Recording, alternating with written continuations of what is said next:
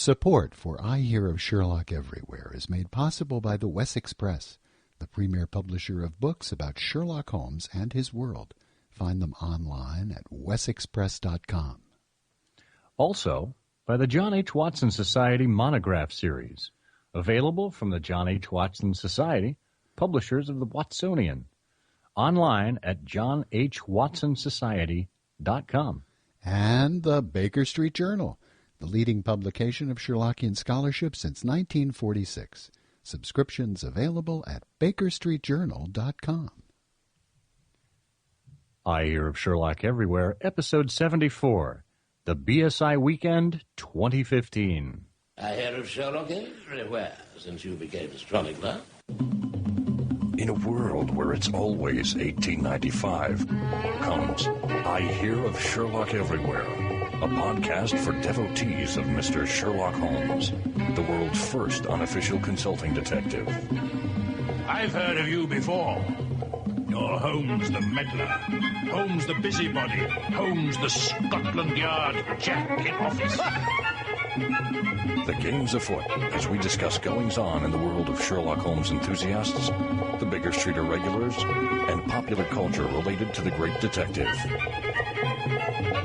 As we go to press, sensational developments have been reported. So join your hosts, Scott Monty and Burt Wolder, as they talk about what's new in the world of Sherlock Holmes. You couldn't have come at a better time!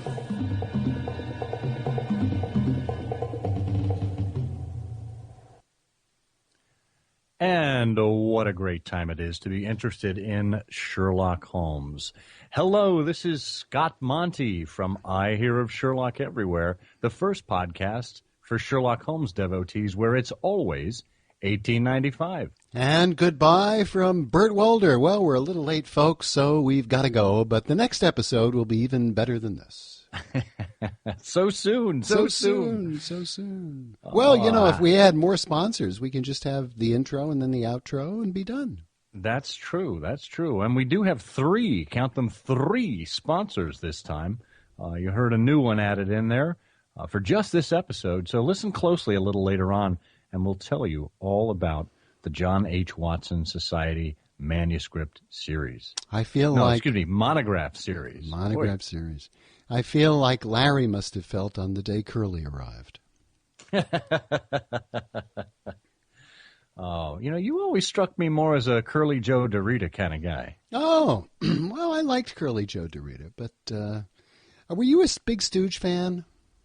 I was. As a matter of fact, there was an interaction between a couple of Sherlockian friends today on Facebook.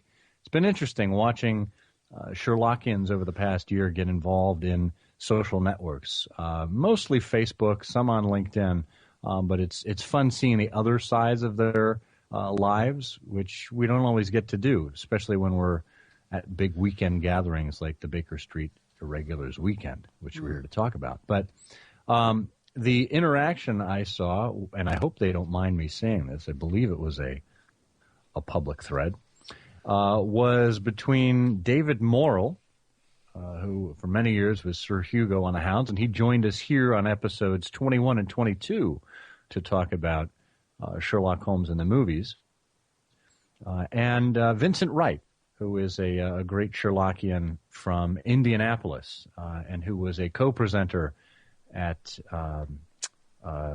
Scintillations.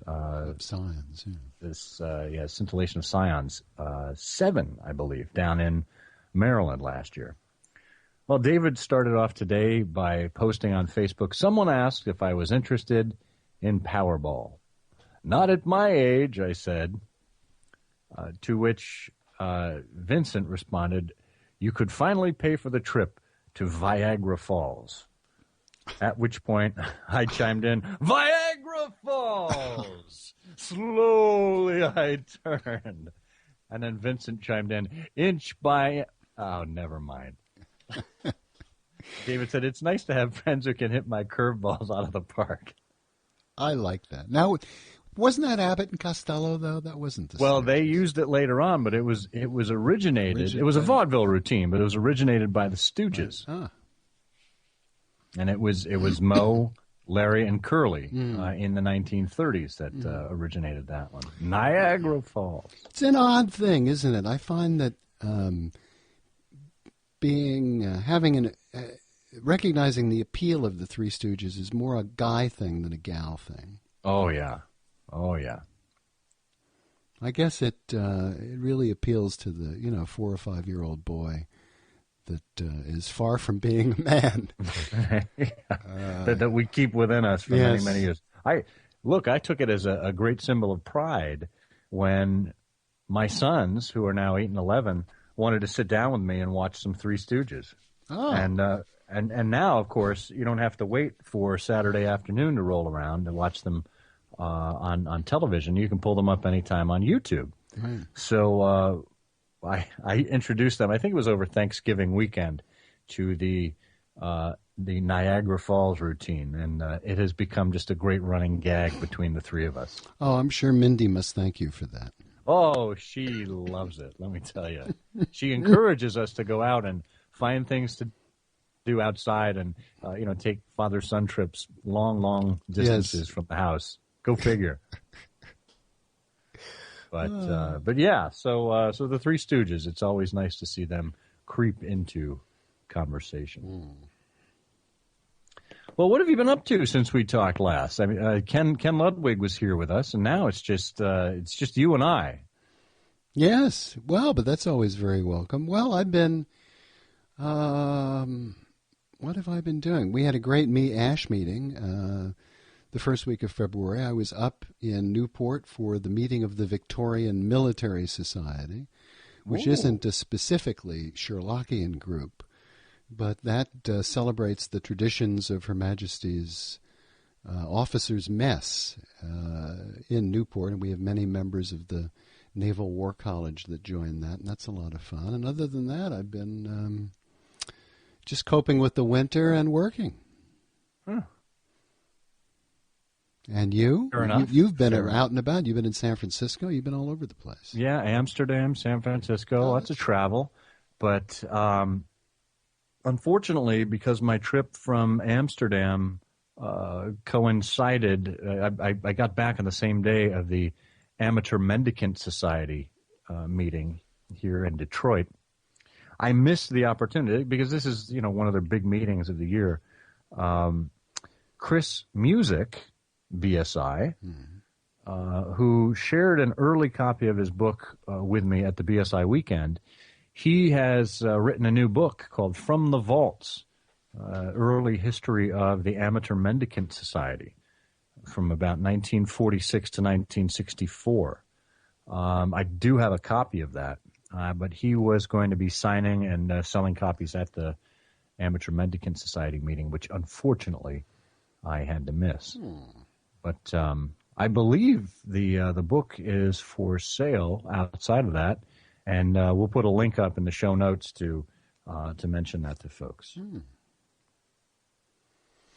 Very good. Well, I think this episode we wanted to focus, as you might guess from the title, on the Baker Street Irregulars Weekend 2015, which was a very special meeting. Was it not? It was. We marked two anniversaries. We marked the 125th anniversary of the birth of our founder, Christopher Morley, and the 100th anniversary of the publication of Valley of Fear. It's nice when you actually get a couple of those things to coincide. I know last year it was the 80th anniversary of the BSI itself. And, there's always cause for reflection at that. But I think what happened this time around is, between Morley and the Valley of Fear, it really opened things up, that we weren't really beholden to any single theme throughout the entire weekend. And it felt like that. It was just a big, rollicking, fun time at the weekend.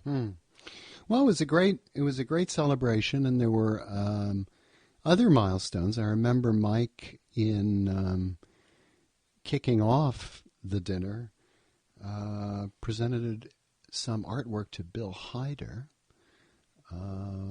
He also recognized Peter Calamai, who during the year received the Order of Canada. I remember that. That's true, yeah. We tipped our hat to Dan Stashower, who won his third Edgar Award this year from the Mystery Writers of America. And I think, Mike was very eloquent at the start of the meeting, pointing out that we all lead interesting lives outside of our Sherlockian pursuits, and getting this community together, makes for a very special time. It's a very interesting crowd. It did. And I know one of my favorite portions of the dinner was when a certain gentleman got up there and sang a toast to Mrs. Hudson in the tune of Mona Lisa, men adore you. Starrett named you. Yeah, Mrs. Hudson, Martha Hudson, Starrett named you. Yeah. Oh, well, thank you. Yeah, that was fun. Well, it's a shame that I can't sing well, but it's also nice that there's so much tolerance in this community that people are willing even to listen to me sing for a few moments, which is very patient of them all. Well, I know, early on my music teacher taught me that, look, if you can't sing well, sing loud. So it works. Yeah. It works. So I think, and you were there, when did you get into town for, quote unquote, the weekend? Thursday morning. Thursday morning. Yeah, I got in Wednesday. Yeah, you were able to go Wednesday to the, morning. I you did were some able business to go to the Ash dinner. Yeah. I did some business during the day, but I went to the Ash Wednesday dinner on that Wednesday evening, and I had never been able to attend that portion of the weekend. It's really, it's an optional thing. It's not officially part of the weekend, but Ash, as New York is their hometown, throw the doors open, simply provide a venue for as many people as they can cram into a spot to get together and have dinner. There's no official agenda. There's no toasts. It's just a great chance to relax and ease your way into the weekend. And I met a number of people there. I saw Maria Fleischhack for the first time from the Baker Street Babes. Mm-hmm. I met, oh goodness gracious, I'm going to forget her name, a young lady from the Sherlock Holmes Society of India who traveled all the way over to attend the weekend. I sat right next to David Stewart Davies and Catherine White. Mm-hmm. And, just generally had a good time. And boy, it was cold. How cold was it? It was so cold.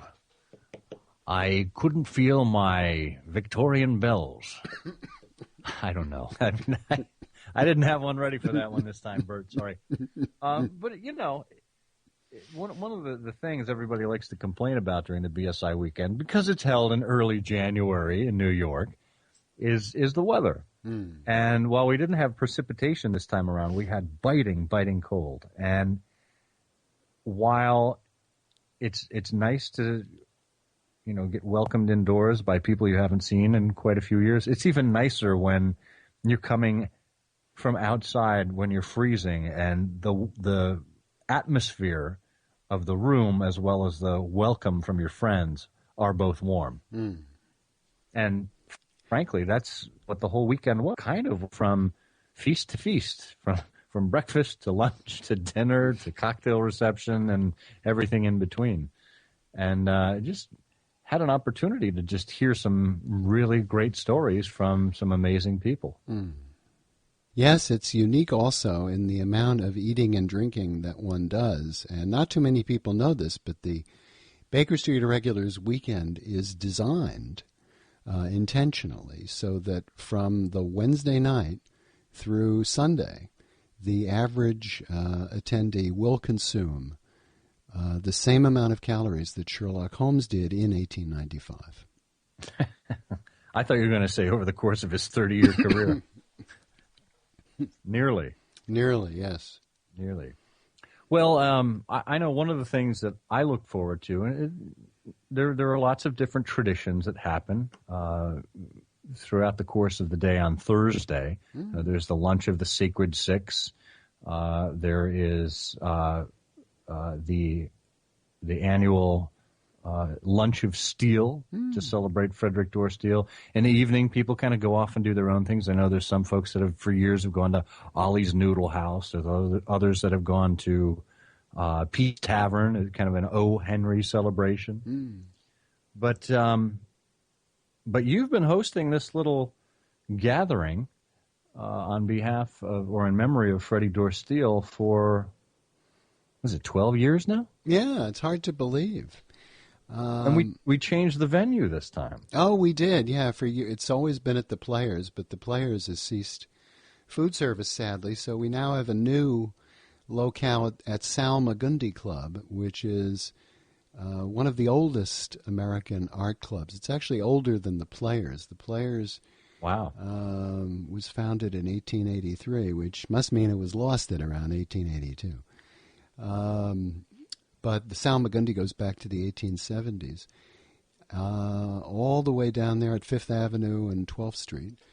And the wonderful thing about connecting with Sal Magundi is that Steele was a member there. He lived around the corner, and his scrapbooks are there. Oh. In a magazine for book lovers called The Colophon in 1939, among other things, he recounted his history. And when he came to New York, he would basically collect from the magazines examples of the great illustrators that he admired.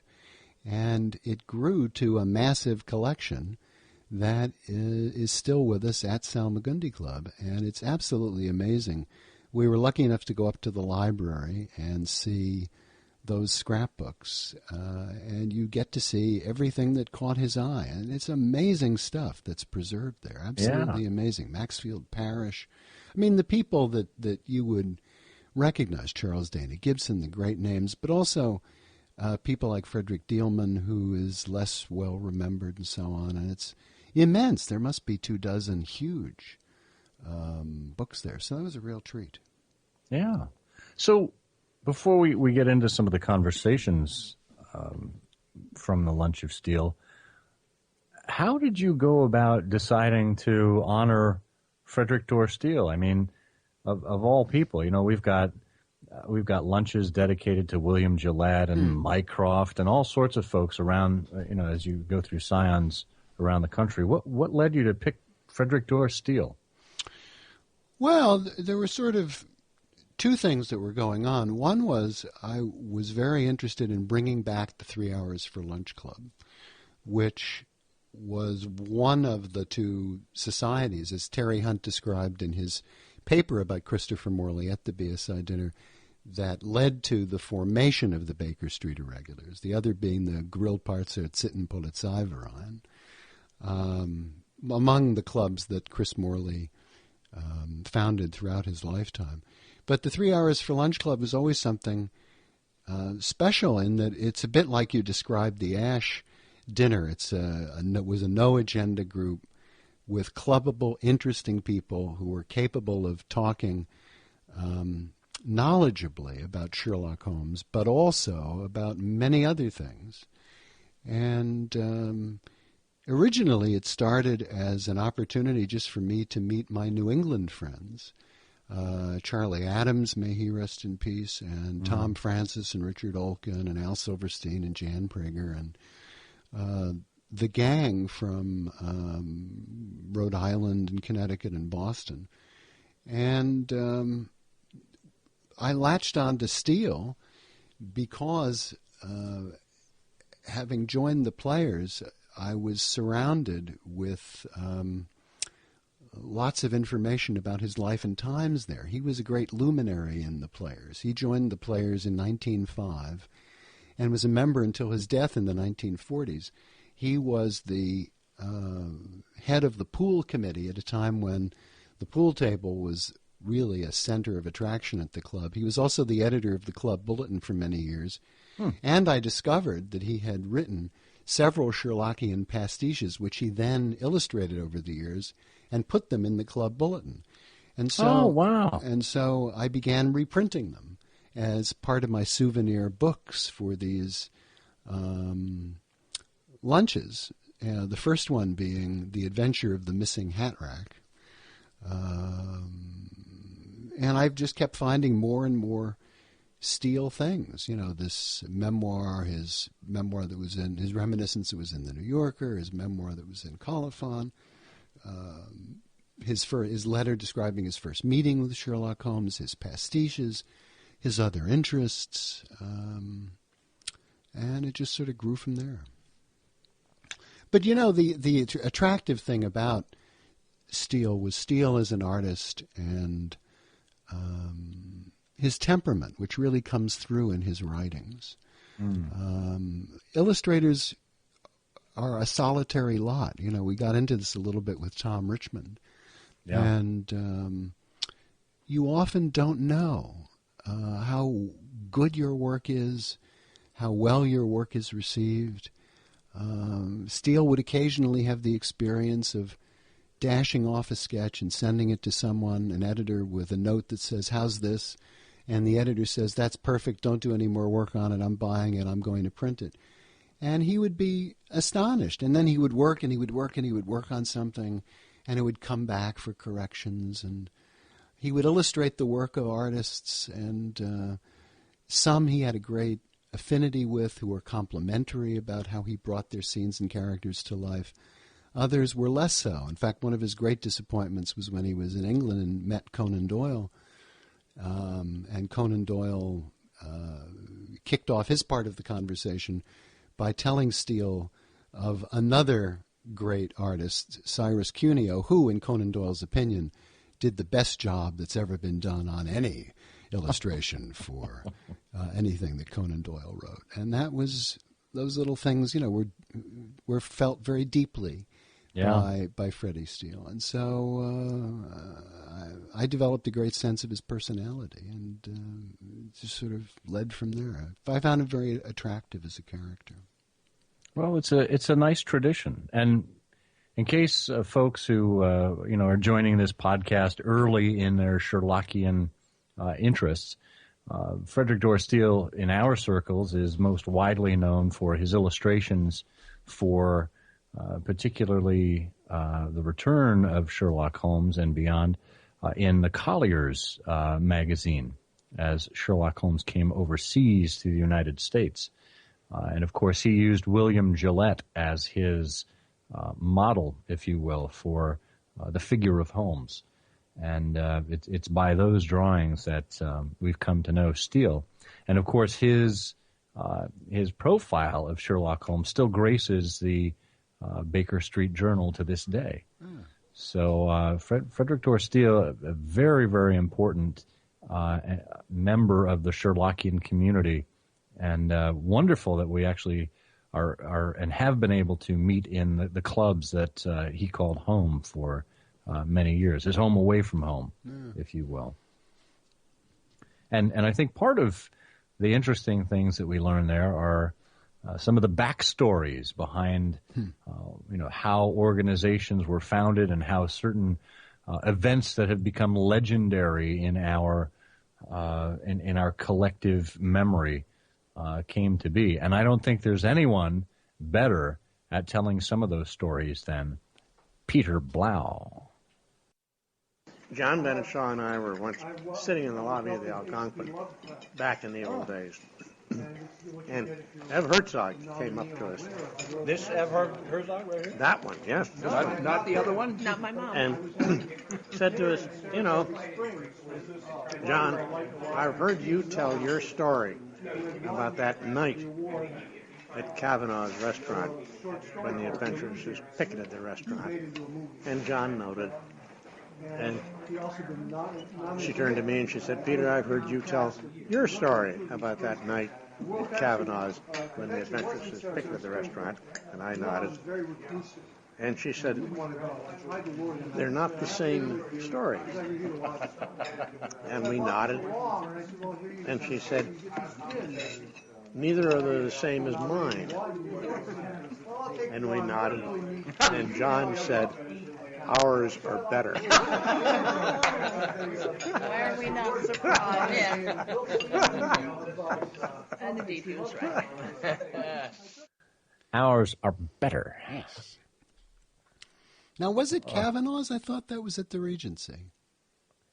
Well, it was 1968. Oh, so that would have been Kavanaugh's. So that would have been Kavanaugh's. And that the event that's being described is the year that ASH was basically founded by a group of women standing outside of the BSI cocktail reception and BSI dinner, picketing the BSI dinner for being exclusive to males. Yeah. The very idea. Indeed. But I think we kind of went off script with Peter a little later on, and Al Silverstein is also a regular attendee of the Lunch of Steel. He comes down from Rhode Island, and Peter was telling a story about sitting in the lobby of the Algonquin at the time. Yes. This is back when before the Algonquin was taken over by some of the hotel chains, and when you could just sit in the lobby and chairs were scattered all over, and there were tables there with these great brass bells on them that you would ring for service, and they would be glad to keep serving you all night long. And I don't think even in those days that beverages were inexpensive at the Algonquin as served in the lobby. But Peter decided to tell one of these after-hours stories about his interaction with Al. Bloody Mary. This goes in the 3 hours for lunch club file. It isn't a 3-hour story, is it? No. It's a 5-hour story, not the 3 hours. Al Silverstein has just arrived. Bravo. Well, that's a good 3-hour paper. That's a good start. And many years ago, Al and I were seated across the table from each other at the end of that U-shaped table at Kavanaugh's, far below the salt. And that was the year that Al had laryngitis. Oh, they call it the year of the blessing. And the crowd applauded. And this is so long ago that we were able to communicate with each other. Notes passed across the table. You mean you didn't dancing text? men. Dancing men notes. Well, the dinner was over, and I hope you still have those for the archive. no. The waiters at Kavanaugh said, I'm here. Right. Know anything else? No, they were going to do it with the code, a tub, but it took 14 we returned minutes. to the Algonquin, some of us, well, actually more than some of us, because it started, there would just be 2 or 3 of us who'd come back to the Algonquin act, John Bennett Shaw and John Crotty and I, and wait for the ladies to come back from the theater or something like that. But as with every Sherlockian event, more and more people came. And that year, there were about a dozen people sitting at a long table in the lobby of the Algonquin. And the waiter came around with a bill with a round of drinks, which I signed. Oh, no. And Al leaned across the table and whispered loudly, "Ha ha, I told them to bring you the bill." And I leaned across the table and said, I see where this is going. "Ha ha, I signed your name." There you go. I thought it was going to have a surprise ending. Oh, I love that story. Ha ha. Very funny. But I mean, that's a great example of just some of the things that happen when you're in the company of these people. That there's no way of capturing it otherwise. There's no way to kind of bottle that up and remember it. There's no way to document it in our written history. This is part of being a member of a social organization that takes great pride in storytelling and witty banter and back and forth. Well, it's true, and it's it's part of, you're right when you use the word social to describe it. And you frequently said that the Baker Street Irregulars were and the Sherlockian community was your first social network. Yeah. But there's been a lot of research. There's a fellow who, whose name escapes me, but who has devoted the last few years to understanding the characteristics of what are called blue zones around the world. Italy, Japan, the United States, other places. There are sections of geography where people seem to lead longer, happier, healthier lives. And in his analysis of why they do, one of the factors is that they have a set of interests that sustains them as they age, and that they have a strong community. And getting together at events like this, and as our listeners really can do anywhere through a local science society or by starting a local science society, it's a wonderful thing to be able to spend time with people who share the same interests that you do. Among my other interests has been a lifelong interest in photography, and for a while I was the member of a particular camera group, and we were up in Boston for a weekend in the spring several years ago, touring and photographing, and went all over the place. And I realized on that one of those afternoons that it was one of those rare times where nobody was saying to me, "Hurry up." Nobody was saying, "Hurry up, Dad," because I was with a bunch of people who all were stopping and snapping and taking pictures. And it's great to be with a group of people who share your interests. Well, it is. And I think, when you mentioned at the top of the show what you had been up to since we spoke last, you mentioned having gone up to the Victorian Military Society dinner. That's just one of those great examples of an associated interest that we can take. And, I'm sure there are Sherlockian photographers, there are Sherlockian train enthusiasts, there are, go on and on and on. Some of these associated interests that we can bring our fellow members who maybe were a little myopic in their own interests and introduce them into things. That's how I became interested in Winston Churchill. And before we recorded the show, I mentioned the name Martin Gilbert, the great biographer of Winston Churchill. He just passed away in the past week or so.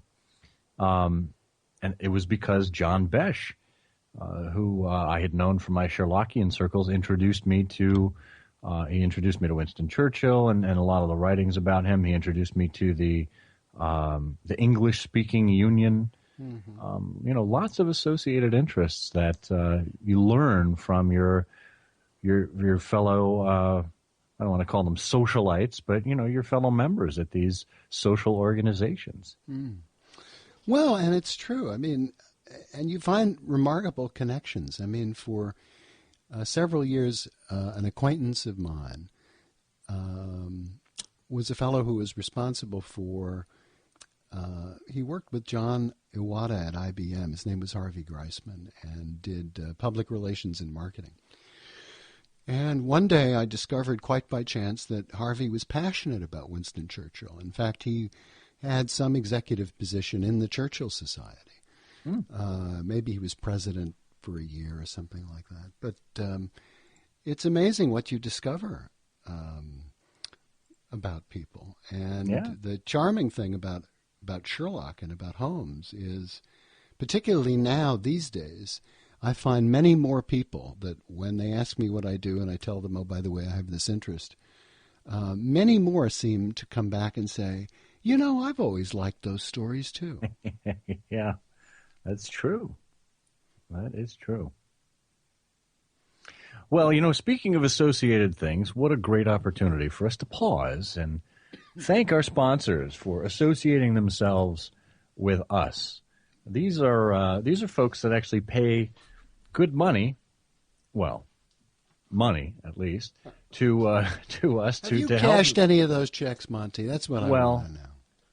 I keep asking them to make the check out to cash, but they still come in for IHOs. these are folks that actually are supporting our habit and are supporting our bandwidth and everything that we do. So please, if you have an opportunity to frequent these sites, to make yourself available as a customer, as a subscriber, as a purchaser, please do that. These folks include the West Express. The West Express, and you can hop on over to westexpress.whatever and close your eye and just click buy. But among the things that you'll see there is Sherlock Holmes and Conan Doyle in the newspapers, edited and annotated by Matthias Bostrom and Matt Laffey. I think we've mentioned this before. It's got a lovely introduction by Stephen Rothman. It's dedicated to the memory of Richard Lancelyn Green. And it says here on the back, a wealth of exciting Sherlockian treasures lay hidden in old, inaccessible newspapers, untouched for over 100 years. These ephemeral, late 19th century papers covered the writings of Arthur Conan Doyle and the doings of Sherlock Holmes as they first appeared. Well, in this first book, you will get a collection of all of those pieces that have, for the most part, been unseen for more than 100 years. And it's a wonderful publication of the West Express and their imprint, Gassagine Books. Yeah, and so popular did that book turn out to be at the BSI Weekend that it actually sold out. So that's a good sign, and there's many more volumes coming in that series. So, well, I think they're still selling copies, aren't they? They sold the copies they brought with them. They did, yeah, but there are still copies available online. But everything they brought with them to the BSI Weekend, they sold out of. That's a good sign. Definitely a good sign. Well, we have, as we mentioned at the top of the show, a new sponsor this time around, the John H. Watson Society Monograph Series. This is an annual occurrence, and last year's monograph was Coin of the Canonical Realm by none other than Nick Utekin. But this year's monograph will be some observations upon the early writing of John H. Watson, M.D., 1887 to 1894, by none other than James C. O'Leary. Hear, hear. James is a regular contributor to the I Hear of Sherlock Everywhere website, and certainly a great supporter of the show here, and now a sponsor. So we appreciate that, James. If you're looking to get yourself an early copy of this monograph, and I can highly recommend it, having seen last year's and having been a subscriber to the Watsonian. You can go over to johnhwatsonsociety.com.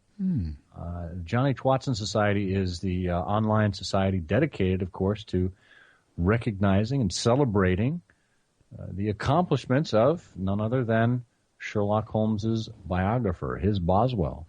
And for a biannual subscription, that's 2-year subscription, you will get the copies of the Watsonian. You'll get 4 issues of the Watsonian Journal, which is a really impressive publication.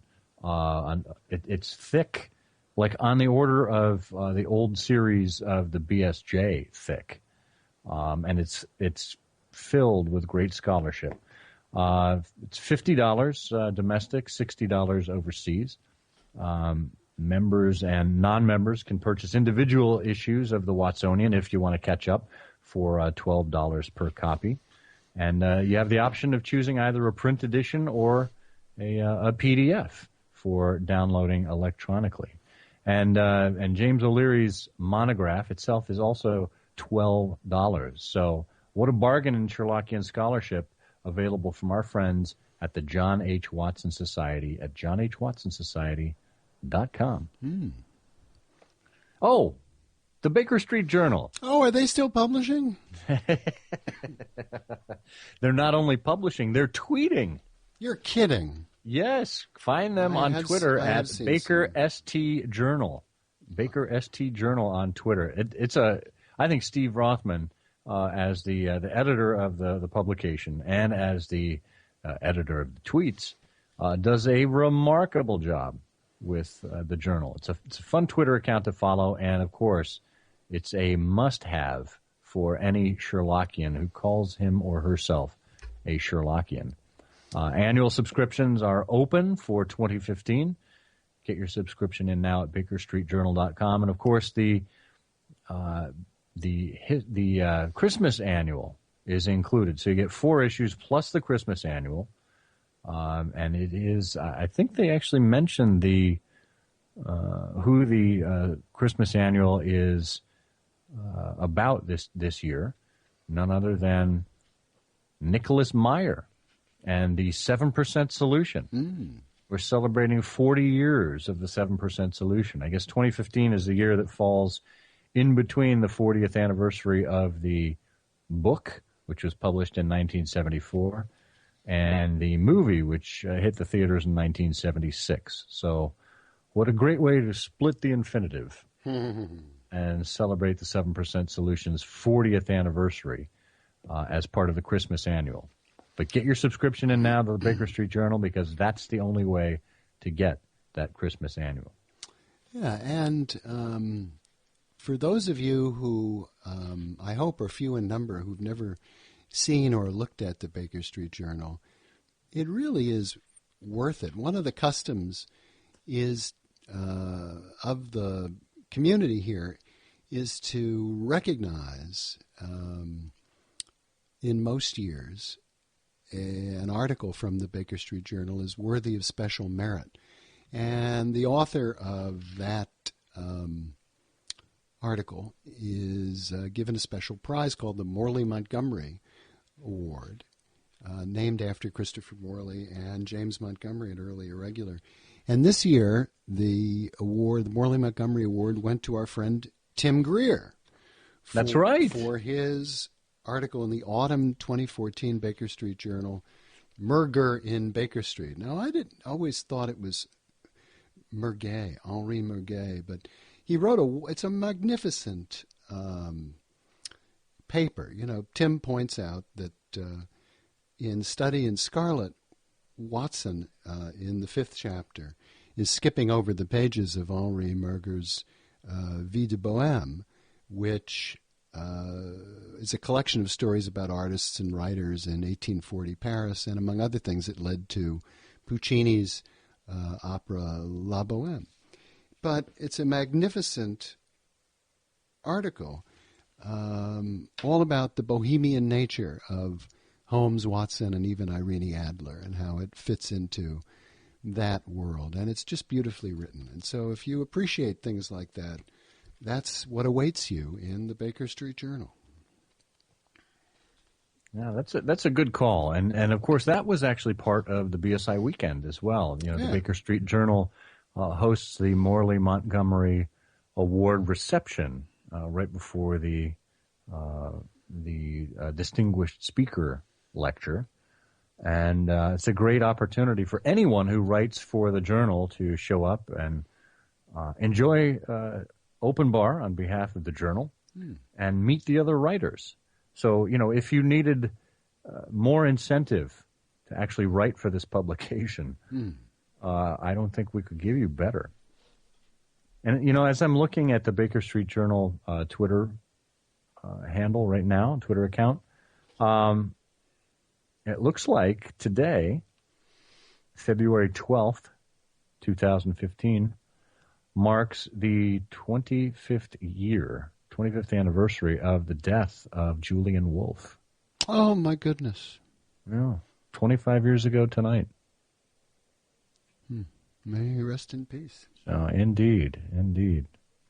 Julian, of course, longtime head of the BSI and editor of the Baker Street Journal. So part of our collective interest and history here at I Hear of Sherlock Everywhere. Well, we had other occurrences during the BSI Weekend that are worthy of note, did we not? We did. One of the lovely things at the dinner was a terrific presentation by David Stewart Davies. And David is just a supremely talented in so many areas, playwright, an author, an actor. And for those of you who are fans of British comedy and may remember the names Spike Milligan and Harry Seacombe and Peter Sellers and may remember The Goon Show, he put on a very goonish Baker Street play all by his lonesome, doing all the voices. And we did not want to play the entire thing for you, but just to give you a taste of it, here is a minute and a half of David Stewart Davies. Now, Mike Whalen gave us permission for this when we interviewed him, as you remember, in an earlier episode. Episode 71. Yep, episode 71. We asked Mike if we could share a little of David Stewart Davies. Here's a minute and a half of David's presentation, which is all about, not to give it all away, but it's all about a mysterious group called the 4 M's, who are working to end the life of Sherlock Holmes. And here's a little excerpt from that. I think someone is trying to kill you. What makes you say that? Well, the gunshot from across the road this morning that smashed your bust of Lady Gaga. That exploding aspidistra that came in the post. The deadly spider that crept out of your tobacco pouch and was consumed in your meerschaum. And that letter that arrived after lunch saying, "We are going to kill you." Signed the Syndicate of 4. Just coincidence. Aha! I deduce we have a visitor. Watson, make yourself scarce. I suspect I'm about to encounter a fiend. Oh, I'll crawl into my usual hiding place. Oh, I can't. The coal scuttle is full. Just go to the pub. Oh, very well. Once Watson has made his way to the Horse and Spittoon, Holmes's visitor enters. Ah, Professor Moriarty. Ah, Mr. Holmes. You have far less frontal nose hair than I expected. Oh, Mrs. Hudson is a dab hand with the clippers. Oh, I've always wanted a dab hand. I have a glove that would fit it perfectly. Ah, Mr. Holmes, it is dangerous. Always entertaining. And if you're interested in viewing that in its entirety, we do have a video version that we will include on the website as part of the show notes. We'll embed the video there for you to watch. But David's a great deal of fun every time. And the one of the highlights, of course, of the weekend is the awarding of investitures, or the investing of new members. And I know Scott and I were both thrilled and delighted when our friend Christina Menenti was awarded an investee. I'm always sort of walking around the verb here. You know, I know some people say invest, investitured, but she was don't let Susan Rice ever catch you using investiture as a verb. She will skin you alive. Well, I would no more do that than suggest to Nero Wolfe that imply and infer were synonymous. No, I'm pretty. I tend to use invest all the time when I'm not wearing a waistcoat, of course. But the question remains: do you need to wear a vest to be invested? Well, if you weren't wearing a vest, it would be a waistcoat of time. Oh, don't make me sign your check, Al Silverstein. Ha ha.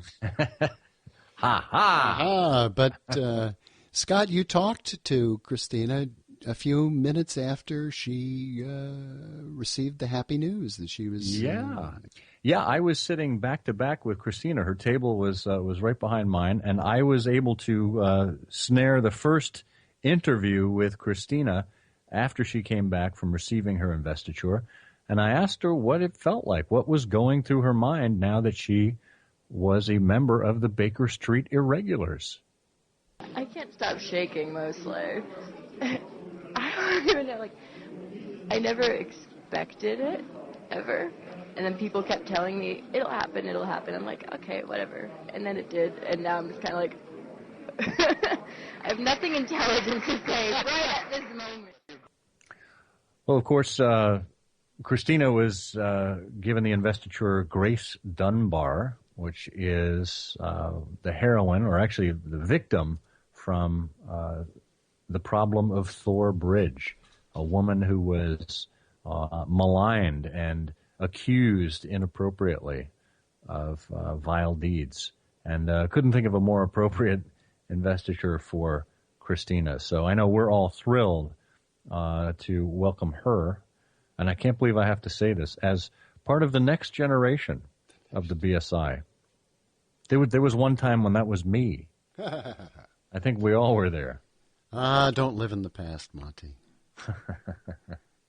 I live in the future. Yes. Let me tell you, the flying cars are amazing. Oh, get out of the way of my jetpack. So that was nice. But so congratulations to Christina Menente of the Baker Street Babes, our sister podcast. And of course, there was another investiture. This individual was also actually at my table. And there's a great heritage story to this one as well. I'm here at the mysterious bookshop on the evening of January 9th. Well, of course, now it's January 10th, 2015, with the origin of tree worship, none other than Glenn Moranker. And now we have another Moranker who has been added to the rankers of the BSI. Emily, sorry, it's the least I can do, the very least. Emily Moranker, who is Hattie St. Simon. Did I get that right? You all right. Lady Hattie St. Simon. First of all, congratulations. Thank you. And you were at my table tonight, and I take that as a great omen. That means it's going to be a great year for 2015, because I had the good fortune to sit next to somebody who was blessed with a new investiture. And when Mike referenced San Francisco, the bells started going off in my mind. Of course, Glenn, you're from San Francisco. I am now. And of San Francisco. And mentioned daughter of California millionaire in the canon. Well, Glenn's done pretty well for himself, and I could see how this fits together. So when did the pieces start fitting together for you, Emily, and when did you realize that, oh, my God, I'm next? Well, I heard the word California coming out of Mike's mouth, and I just didn't think it could be it. And there was sort of a rushing feeling in my ears. So I think when I honestly knew was when you were poking me in the small of my back to go up, to be quite honest about it. I was actually bouncing in my seat and whispering to Francine Kitts before that, it's Emily. No, I think that was it. I think I heard his name from Mike a little bit more distinctly than my own. Mm-hmm. I was very focused on simply not tripping going up. I didn't want to give him any time to reconsider, so I had to get up there right away. That's a fair assessment. And Glenn, did you have any idea that this was coming? I hadn't a clue. Honestly, I hadn't a clue. Of course, I've been, eager and pleased and hoping that Emily would be invited to officially join our ranks. She certainly is an accomplished Sherlockian without an investiture, but I thought deserving of one. So I didn't know, but more thrilled than when I got my own. That's saying something, And as a father of 3 young children, looking at them in their cribs and their beds and their, reading chairs, hoping that they will pick up on this mania of ours. It doesn't always work out that way, does it? No, it doesn't. I would say certainly Emily has gone for it in a profound way. My other daughter, Molly, is very fond of Sherlock, but I would not say she is as obsessed with the character, the era, or the stories. So where does the obsession come from? Well, for me, it came prenatally. It was an infusion, It was genetic and blood and all that. It certainly was, but so it did literally infuse the house in which I grew up. Very literally, it decks the walls and the bookshelves and the T-shirts and the ornaments on the Christmas tree and the quotes on the Christmas cards and the coasters on the table. And the strange people that come to visit. And all the people who come to visit, or all the times that Dad disappears, most notably every January when I have to go back to school from Christmas break. But, we read the stories as children, and they're really great stories. It's the best friendship on paper I've ever seen in my entire life. So, how could anybody not become addicted and obsessed with it is really more what baffles me. And then, if there was ever a last nail in the proverbial mysterious coffin there, I think it was as soon as I began meeting other Sherlockians. A variety of people who are so unique and so amazing and so incredibly strange and funny. Yeah. And you're united by just this one thing, and then there's no other sort of similarity that you can pinpoint. Yeah. That's fantastic. I've got friends who are reporters in far-off places and collectors and housewives and professors and doctors and what have you. Why would you not become obsessed with that? Yeah. Well, I recall when I first got involved with Sherlock Holmes, it was when I was in high school. I was 15. I wasn't even old enough to drive to my first meeting. And my first meeting, many of my first meetings after that were at Gillette Castle. It doesn't really Good get setting. much better than that, right? No. But I remember at that very first meeting feeling so welcomed by all these people who were interested in someone who was interested in the same things that they were. Yes. And it was everyone from presidents to plumbers and everything in between. You didn't necessarily have to sit down and talk about Sherlock Holmes every meeting. It was about meeting interesting people. And to me, it was my first social network. Yeah. Right? And we all had this common bond that drove us together. And what I love that's happening here is that you've got this filial bond as well. And you don't see that too often in the Sherlockian world. You don't see spouses all that often that have the same interest. You don't see children that hold the same interest as their parents. So for an observer, to me, it's very gratifying to see this happening. Well, Emily really came by it naturally, so to speak. Yes, it was all over the house, but it's not like I was on any campaign to inculcate the stories or the characters into anybody else in the family. You would have been okay if she hadn't been a Sherlockian? Well, he would have learned to live with it. I would have lived with it, but out of the will for sure. Out of the will for sure. Well, Emily, you can still reconsider, and there might be room for. No. Okay, all right. I tried. No, I'm happy with it, but I think that's one of the nice things is I have observed that not as many people as I would wish are friends with their parents. Actual friends have a similarity of interest and there's a sympathy of spirit in addition to the sort of traditional family bonds that accident of birth imposes on you. And the fact that I lucked into sharing this with my dad, and it's just great. And happy accident, a thing that happened based on the nature-nurture setting, I don't know, but I really like that. Sherlock Holmes is giving many friends, the first of whom and the best of whom is my dad.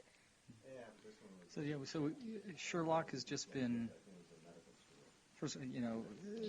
reasonably ubiquitous in the house, and we have some family traditions based on Sherlock. Like what? Well, every Boxing Day, I read The Blue Carbuncle aloud to the family.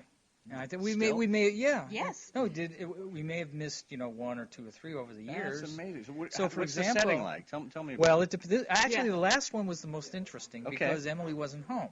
Okay. Skype? So, excuse me. We're We're Apple people. Sorry, FaceTime. So Emily FaceTimed in, and I read it to Emily and Molly and Kathy. That's wonderful.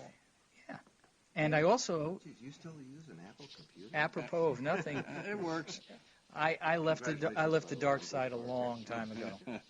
I read from a copy. Kathy's interested in the book arts. I read from a copy of the story where Kathy had set the type and printed the book, the story. Oh, wow! It's the one story in a smallish book, and that's the book I read from. That's very special. Yeah. And that's a tradition that potentially you can carry on to your kids someday, should you? Yeah, we'll see. Well, I would hope that it would actually be him reading to them. Yeah. Little Sherlock and little Mycroft. But oh, we've already planned it out. I love it. Well, maybe not that far, but it was great, and it was actually nice because this was the first holiday season that I spent away from my parents, not away from home necessarily, but away from them, and having the happy technology to make sure that we didn't miss the annual reading was fantastic. That's really special. Yeah. So, like I say, this past Boxing Day was more interesting than most. Yeah. Well, let me be one of the first to say, well, probably the first to say, because this is a really horrible pun. Brace yourself. I can see your yes, there you go. Your feet are steady. The apple doesn't fall too far from the origin of tree worship. There you go. Oh, no. I got apple in there, too. Right? Yeah, that's like a triple very entendre. talented. Really, really bad. Really bad on every level. Congratulations to both of you. Scott. I forgot that was like a mini Oprah episode. Very nice. Yeah. It's not often you get to see the dual generation of Sherlockians like that.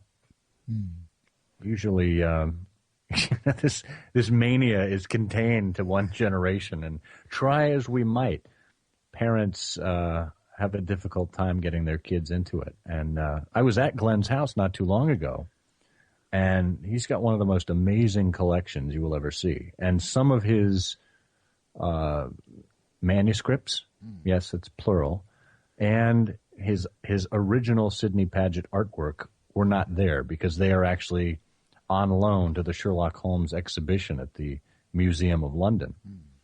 But I asked Glenn, in spending time in his library, what is your favorite piece in this entire collection, written or art? And he walked over to the wall and pointed to this little crayon drawing that was by Emily, and it was a drawing of Sherlock Holmes, and it said, "To Daddy." And I think it was Daddy spelled with only one D in the middle. So you could tell she was fairly young when she did it, but he treasures that, and he's got it framed right next to some of his Pagets. So just some of the great stories you pick up in the city during the BSI weekend.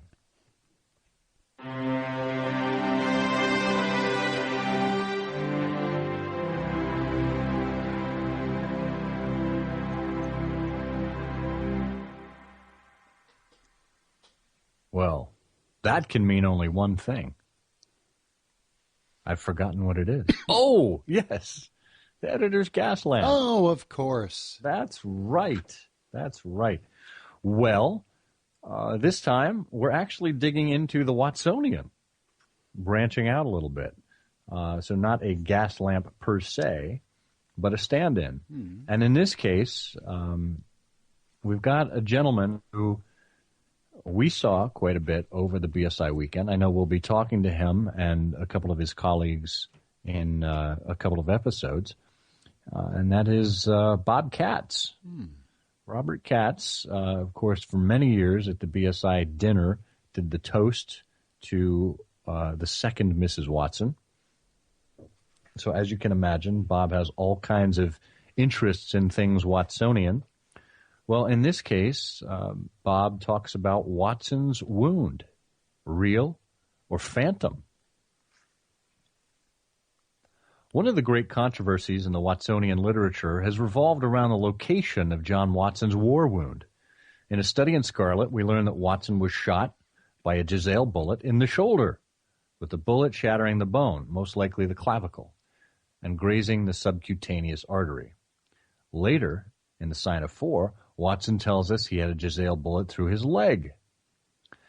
This apparent contradiction has led to an enormous literature on what has been termed Watson's wandering wound. Some of the solutions for resolving this contradiction have been humorous, others the product of careful medical reasoning.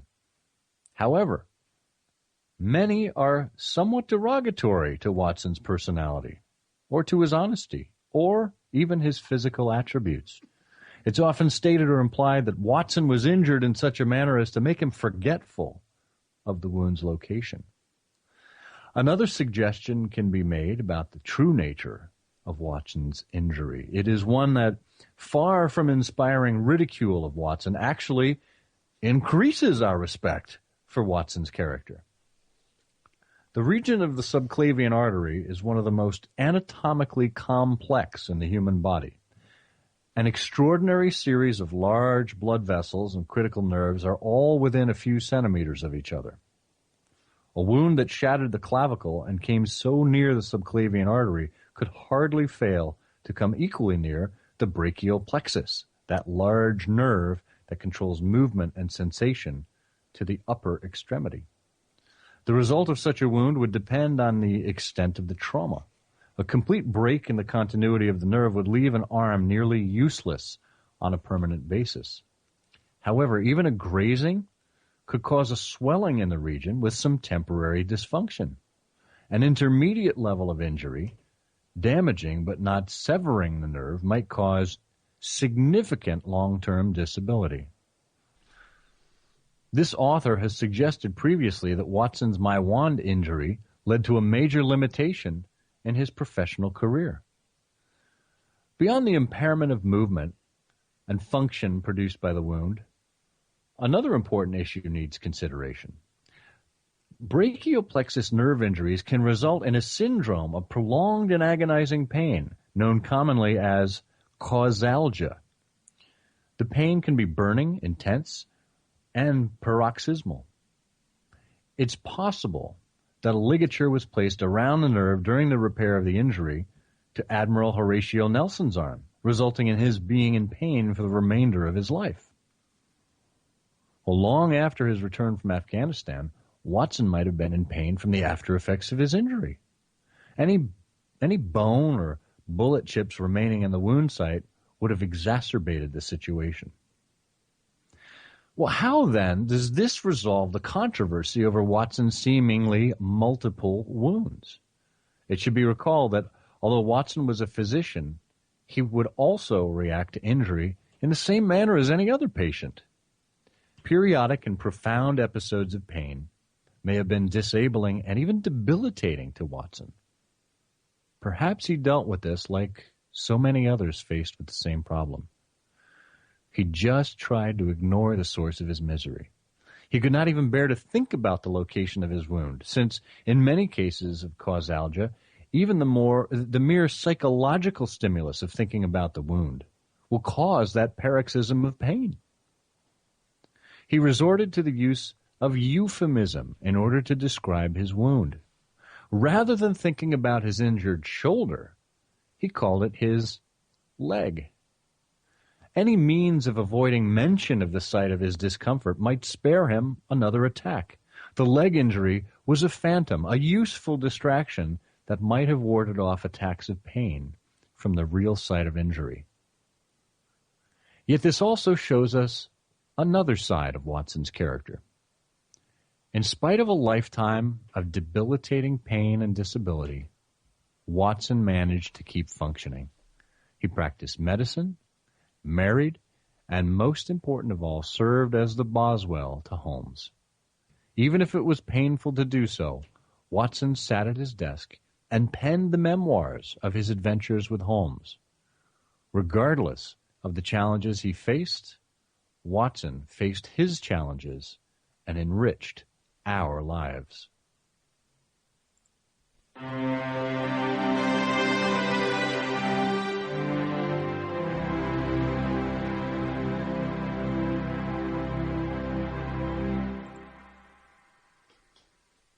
What a very nice article and bravely read. Paroxysm, clavicle, brachios, what's it? Wow. Well, it helps having a bit of a medical background, although it was many years ago. So, and of course, Bob is a retired pathologist. Yes, so, he is. Really, really well done on his part in terms of deciphering what the cause of that misstatement might actually be. So, well, just a couple of notes here as we wrap up.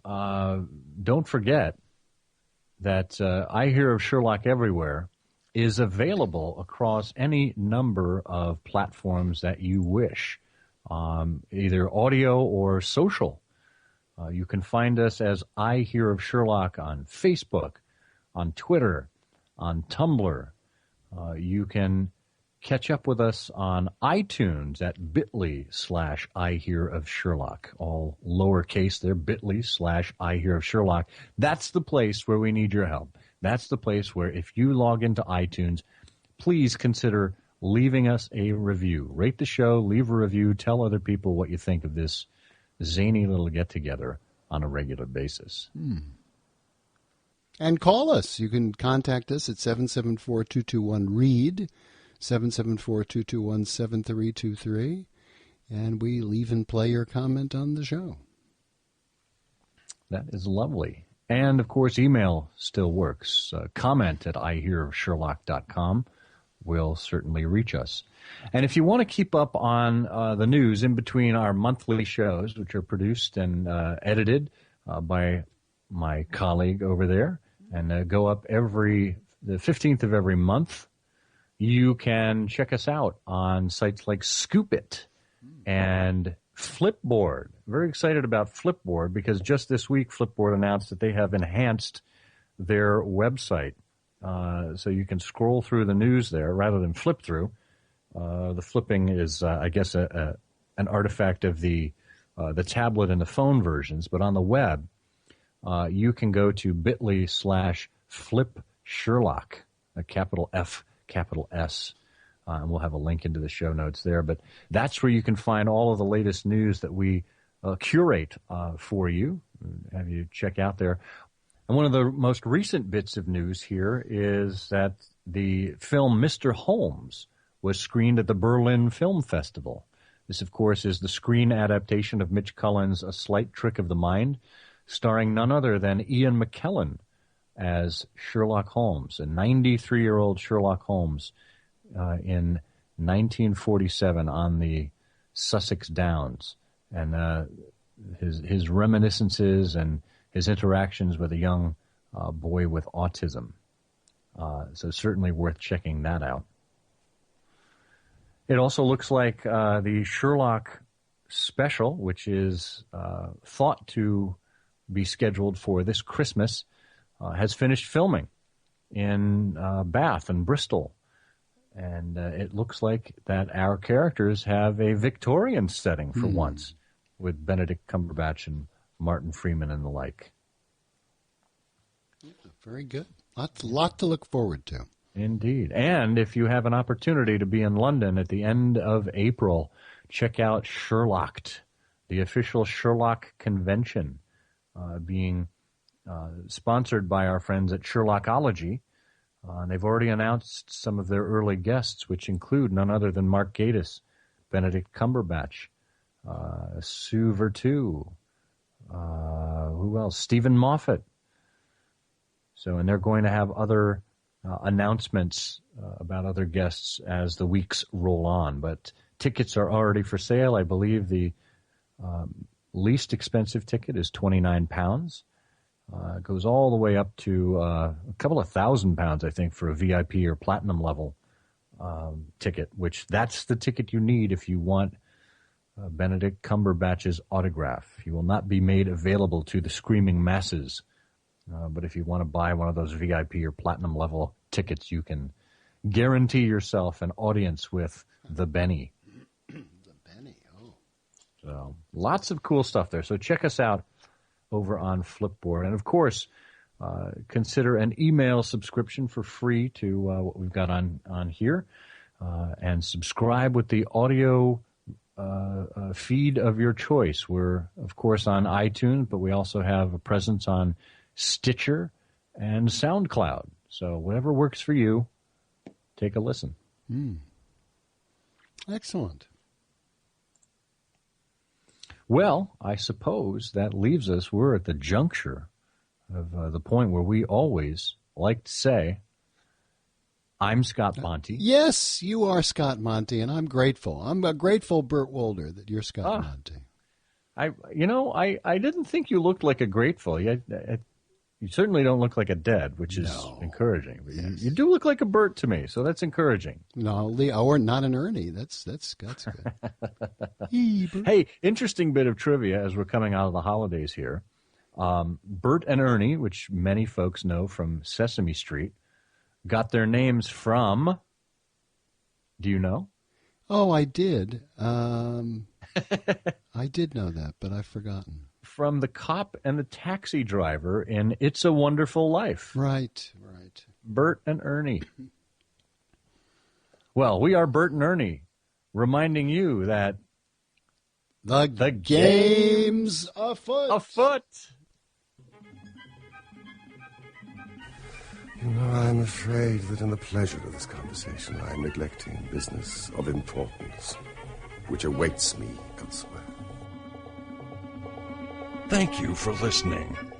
Please be sure to join us again for the next episode of I Hear of Sherlock Everywhere, the first podcast dedicated to Sherlock Holmes. Goodbye, and good luck, and believe me to be, my dear fellow, very sincerely yours, Sherlock Holmes.